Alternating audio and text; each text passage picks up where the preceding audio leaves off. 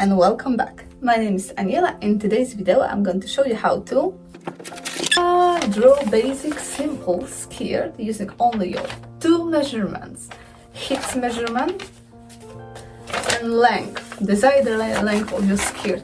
So you can choose the length by yourself, what type of length skirt you want. If you want mini skirt, above knee or maxi skirts.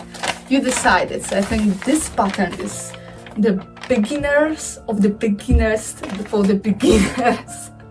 It's super easy to make, so you should try to make it yourself. As you see, this pattern is called bubble skirt. I designed this pattern to make the easiest bubble skirt to make in the world. I think this is the easiest bubble skirt you can make because you have it inside. You have already don't need to cut the waistband separate. Waistband is already in the pattern.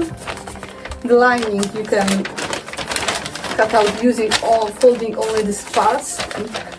You are cutting the lining on the sole or on this, and you can cut the skirt on the fold, front and back panel. I see the skirt is simple design, and every beginner who even just starts, so you can try this, sew this skirt.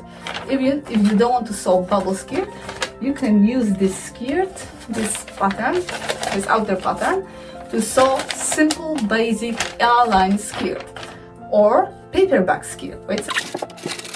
Ta-da! This shape, this pattern, shape of this pattern, you can use to sew this paperback skirt with side pockets.